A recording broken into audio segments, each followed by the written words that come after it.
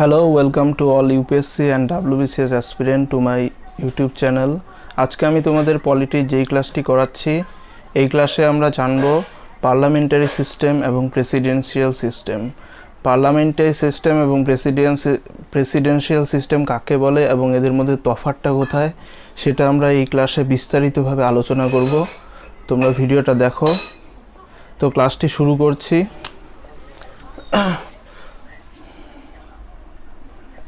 তো দেখো,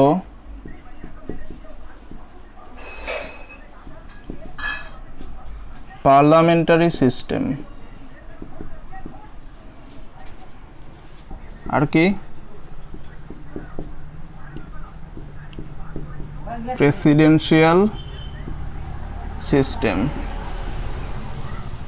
ওকে,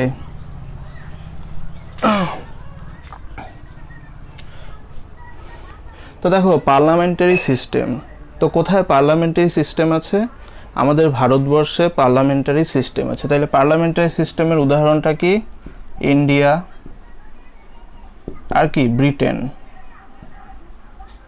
ব্রিটেন মানে কি? ইংল্যান্ড।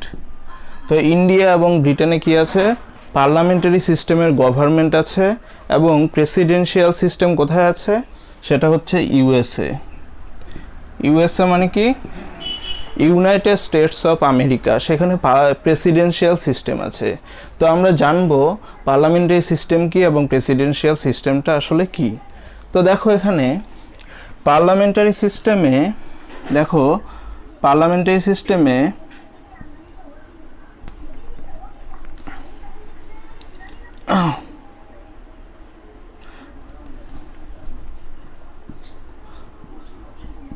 দেখো বলেছে executive is the part of legislature. কিন্তু প্রেসিডেন্সিয়াল সিস্টেমের ক্ষেত্রে executive and legislature are different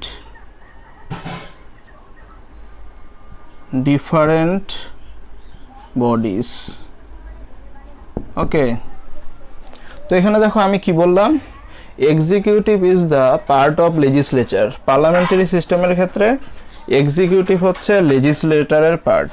তো আমরা আগের ক্লাসে আমি বলেছিলাম যে লেজিসলেচার বলতে কাদের বোঝানো হয়? যারা আইন তৈরি করে, ঠিক আছে? তো লেজিসলেচারের কাজটা কি আমরা জানি? টু মেক লস, ঠিক আছে? টু মেক লস, আইন তৈরি করার কাজ হলো কার? লেজিসলেচারের, ঠিক আছে? এবং এক্সিকিউটিভ কারা? এক্সিকিউটিভ বলতে গভর্নমেন্টকে বোঝাচ্ছে, ঠিক আছে? সরকারকে বোঝাচ্ছে। সরকারের মন্ত্রীরা মিলে কি তৈরি করে? এক্সিকিউটিভ তৈরি করে। এদের কাজটা কি? ইমপ্লিমেন্ট দ্য ল, ঠিক আছে? তার মানে দেখো এক্সিকিউটিভ কিসের পার্ট? লেজিসলেচারের পার্ট। কিন্তু এখানে প্রেসিডেন্সিয়াল সিস্টেমের ক্ষেত্রে এক্সিকিউটিভ এবং লেজিসলেটিভ হচ্ছে দুটো আলাদা আলাদা বডি। তো এটা আমাদের বুঝতে গেলে আমাদের এখানে দেখো স্পেশালি দেখো এখানে লেজিসলেচার, আমি এখানে কি লিখলাম? লেজিসলেচার। তো ভারতের লেজিসলেচারকে কি বলা হয়? ভারতের লেজিসলেচারকে বলা হয় পার্লামেন্ট, ঠিক আছে? ভারতের লেজিসলেচারকে বলা হচ্ছে পার্লামেন্ট। পার্লামেন্ট গঠিত হয় লোকসভা আর রাজ্যসভা নিয়ে। পার্লামেন্ট কি নিয়ে গঠিত হচ্ছে? লোকসভা এবং রাজ্যসভা নিয়ে গঠিত হচ্ছে, ঠিক আছে? লোকসভাকে কি বলা হচ্ছে? লোকসভাকে বলা হচ্ছে লোয়ার হাউস অথবা হাউস অফ পিপল। কিন্তু রাজ্যসভাকে কি বলা হচ্ছে? রাজ্যসভাকে বলা হচ্ছে upper house or upper house or council of states. Okay, তো পার্লামেন্ট, ভারতের লেজিসলেচারকে কি বলা হয়? পার্লামেন্ট বলা হয়। পার্লামেন্ট গঠিত হচ্ছে লোকসভা এবং রাজ্যসভা নিয়ে, ঠিক আছে। অথবা বলা যায় যে এখানে ভালো মতো দেখো, আমরা স্পেশালি কি জানি? এমপি বলতে কি বলা হয়? এমপি বলতে বোঝানো হয় member of,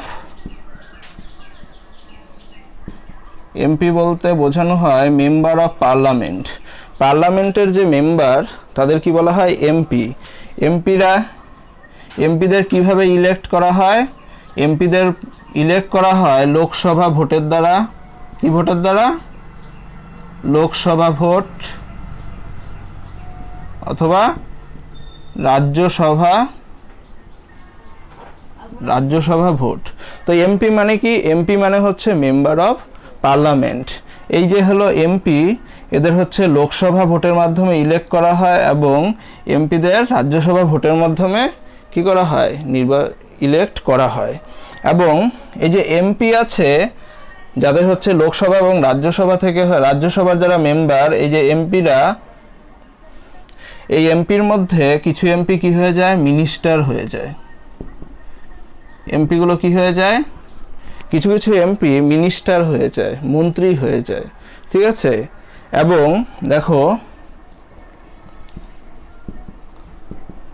minister from Lok Sabha, minister from Rajya Sabha.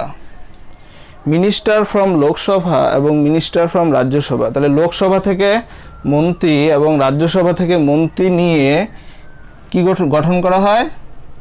গঠন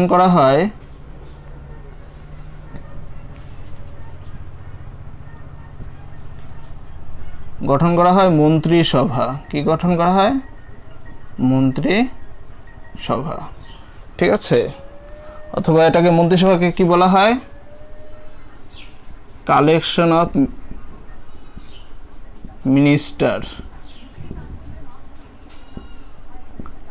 of minister from Lok Sabha plus Rajya Sabha. অথবা বলা হয় মন্ত্রিসভাকে কি বলা হয়? COM, council of minister.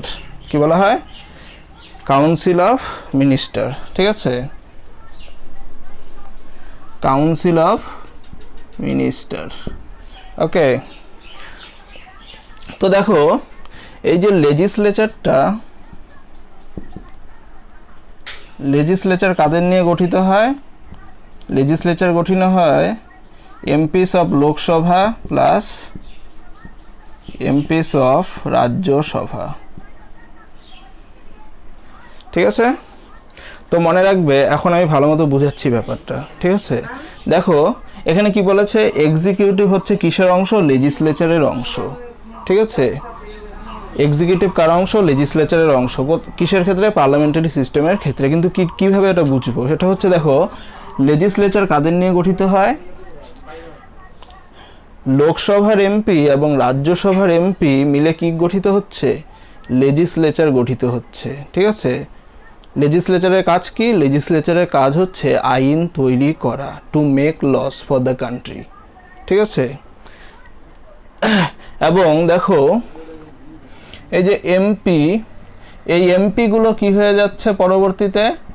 এই এমপিগুলো পরবর্তীতে মিনিস্টার হয়ে যাচ্ছে। কি হয়ে যাচ্ছে? লোকসভা এবং রাজ্যসভার যে এমপি আছে এরা মিনিস্টার হয়ে যাচ্ছে। এবং এই মিনিস্টারগুলো কি করছে? এই মিনিস্টারগুলো রাজ্যসভা এবং লোকসভার যে মিনিস্টারগুলো আছে, রাজ্যসভা এবং লোকসভার মিনিস্টারগুলো কাউন্সিল অফ মিনিস্টার তৈরি করছে, মন্ত্রিসভা তৈরি করছে। এবং মন্ত্রিসভা নিয়ে কি তৈরি হচ্ছে? আমাদের গভর্নমেন্ট তৈরি হচ্ছে, সরকার হচ্ছে কিসের পার্ট? এক্সিকিউটিভের পার্ট। সরকার বলতে এখানে এক্সিকিউটিভকে বোঝানো হচ্ছে। তার মানে লেজিসলেচার থেকে কি উৎপন্ন হচ্ছে? লেজিসলেচার থেকে কি উৎপন্ন হচ্ছে? লেজিসলেচার থেকে কি উৎপন্ন হচ্ছে? লেজিসলেচারের হলো মন্ত্রীদের নিয়ে এক্সিকিউটিভ তৈরি হচ্ছে। লেজিসলেচারের যে মন্ত্রীগুলো আছে, লেজিসলেচারের মন্ত্রীদের নিয়ে কি তৈরি হচ্ছে? এক্সিকিউটিভ তৈরি হচ্ছে, অর্থাৎ গভর্নমেন্ট তৈরি হচ্ছে। তার জন্য বলা হচ্ছে যে পার্লামেন্টারি সিস্টেমে এক্সিকিউটিভ কিসের পার্ট? এক্সিকিউটিভ হচ্ছে লেজিসলেচারের পার্ট। ঠিক আছে, কিন্তু দেখো প্রেসিডেন্সিয়াল সিস্টেমের ক্ষেত্রে কি?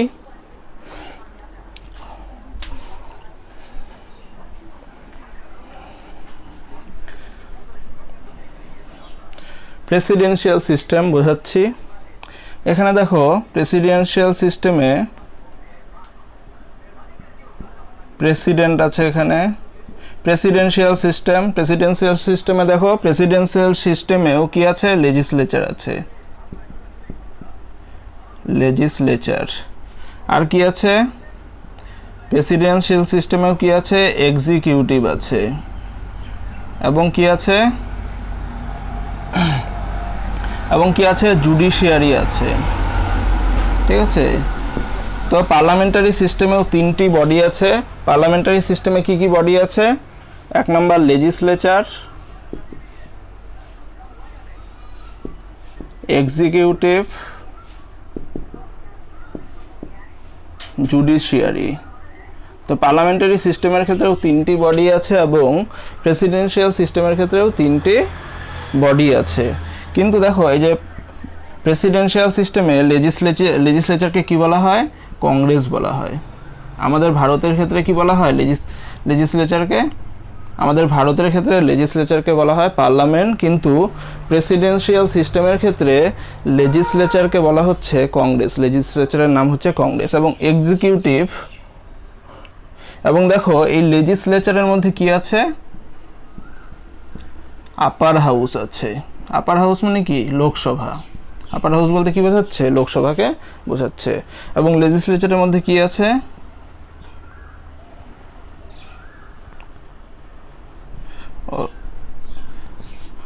Lower house.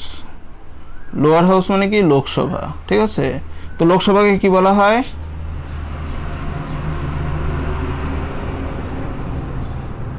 Representative of people. Lok Sabha, তাহলে লেজিসলেচারের ক্ষেত্রেও কি আছে? লোয়ার হাউস আছে, আপার হাউস আছে। ঠিক আছে, তো আমেরিকার ক্ষেত্রে লেজিসলেচারের ক্ষেত্রে কি রয়েছে? লোয়ার হাউস আছে আর আপার হাউস আছে। আপার হাউসকে কি বলা হয়? আপার হাউসকে বলা হয় সিনেট। এবং লোয়ার হাউসকে কি বলা হয়? Representative of people. লোয়ার হাউসকে কি বলা হয়? Representative of people. আপার হাউসকে বলা হয় স্টেট। কিন্তু দেখো প্রেসিডেন্সিয়াল সিস্টেমে এক্সিকিউটিভকে কে নিযুক্ত করে? এক্সিকিউটিভকে নিযুক্ত করে প্রেসিডেন্ট। তো প্রেসিডেন্সিয়াল সিস্টেমের ক্ষেত্রে এক্সিকিউটিভকে নিয়োগ করছে প্রেসিডেন্ট। এক্সিকিউটিভ কিসের পার্ট না? লেজিসলেচারের পার্ট না। তার মানে প্রেসিডেন্সিয়াল সিস্টেমের ক্ষেত্রে কি লেজিসলেচার এবং এক্সিকিউটিভ এই দুটো বডি একে অপরের থেকে কি আলাদা। ঠিক আছে, যেমন আমাদের হচ্ছে পার্লামেন্টারি সিস্টেমের ক্ষেত্রে লেজিসলেচার থেকে কি তৈরি হচ্ছে? লেজিসলেচারের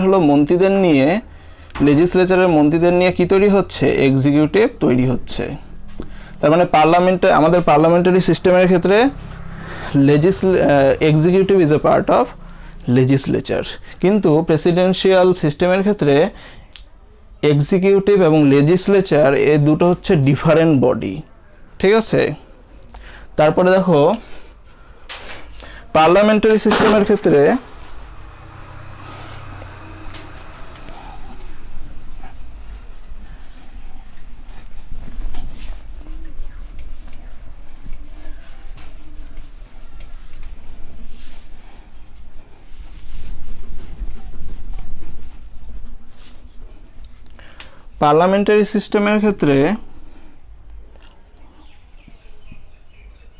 PM is রিয়াল এক্সিকিউটিভ। ঠিক আছে, অর্থাৎ কি বলা হচ্ছে? PM is the head of government, এবং president is the head of state. Presidential সিস্টেমের ক্ষেত্রে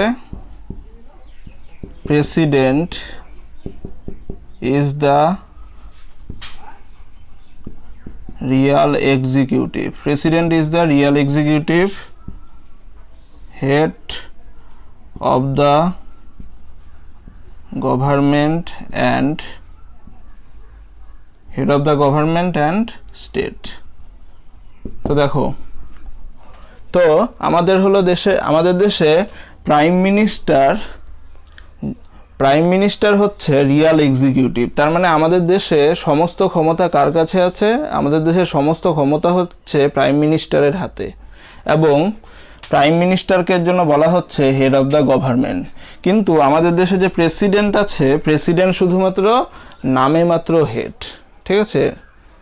নামমাত্র শুধুমাত্র প্রেসিডেন্ট হেড, প্রেসিডেন্টের সেরকম ক্ষমতা নেই, ঠিক আছে? আসল ক্ষমতা কার হাতে?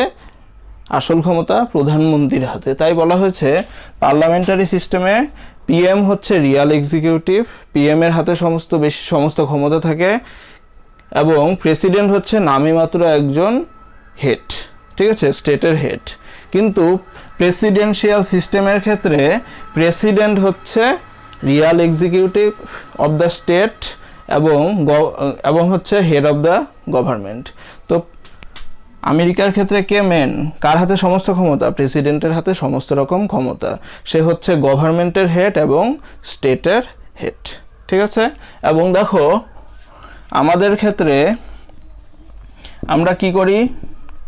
Ministers are from parliament. আমাদের ক্ষেত্রে আমরা যে হচ্ছে মিনিস্টারগুলো নিয়োগ করি, ঠিক আছে, মিনিস্টারগুলো হচ্ছে আর পার্ট অফ পার্লামেন্টের পার্ট, ঠিক আছে? তো আমাদের ভারতের ক্ষেত্রে আমাদের যে মন্ত্রীরা আছে তারা কিসের পার্ট? তারা কিসের অংশ? তারা পার্লামেন্টের অংশ। কিন্তু ইউএসের ক্ষেত্রে মিনিস্টাররা কি নয়? Ministers are not part of parliament. Okay, তো আমাদের দেশের ক্ষেত্রে মিনিস্টার হচ্ছে কিসের পার্ট? পার্লামেন্টের অংশ। মিনিস্টার হচ্ছে অর্থাৎ মন্ত্রীরা পার্লামেন্টের অংশ। কিন্তু আমেরিকার ক্ষেত্রে মিনিস্টাররা কিসের অংশ না? মিনিস্টাররা পার্লামেন্টের অংশ না। কারণ এই যে মিনিস্টার বা এক্সিকিউটিভ এদের কে নিয়োগ করে? প্রেসিডেন্ট নিয়োগ করে।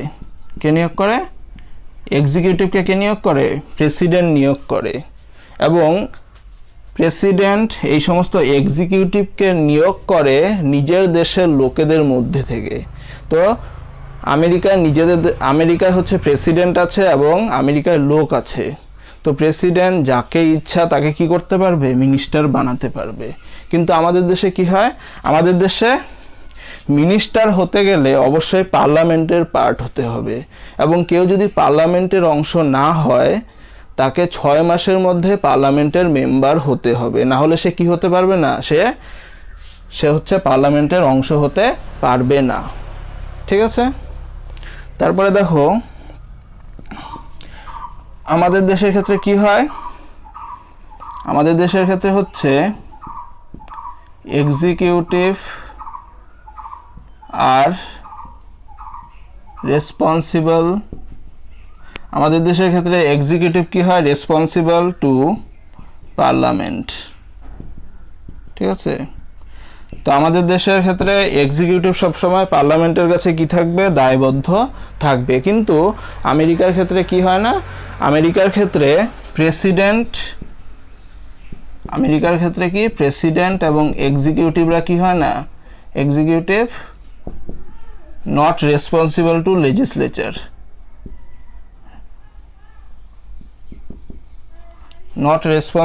লেজিসলেচার, ঠিক আছে? তো এই ক্লাসে আমরা কি জানলাম? এই ক্লাসে আমরা জানলাম যে আমরা এই ক্লাসে জানলাম যে ভারত হচ্ছে পার্লামেন্টারি সিস্টেমের অন্তর্গত এবং ভারতে হচ্ছে এক্সিকিউটিভ হচ্ছে লেজিসলেচারের অংশ এবং ইউএস হচ্ছে প্রেসিডেন্সিয়াল সিস্টেমের অন্তর্গত, যেখানে এক্সিকিউটিভ এবং লেজিসলেচার এই দুটো বডি হচ্ছে আলাদা।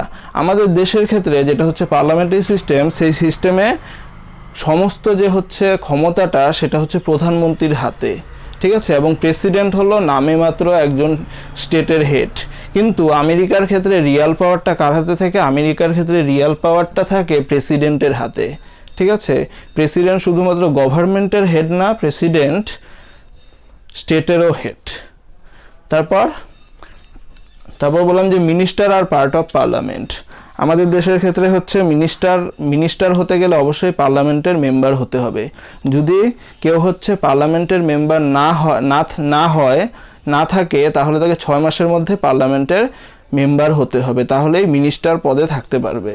কিন্তু প্রেসিডেন্সিয়াল সিস্টেমের ক্ষেত্রে কি মিনিস্টার হচ্ছে পার্লামেন্টের অংশ না, কারণ মিনিস্টারদেরকে নিয়োগ করছে, মিনিস্টারদের নিয়োগ করছে আমেরিকার প্রেসিডেন্ট, এবং প্রেসিডেন্ট যে তার দেশের হচ্ছে যে কোনো কাউকে কি করতে পারে? মিনিস্টার বানাতে পারে।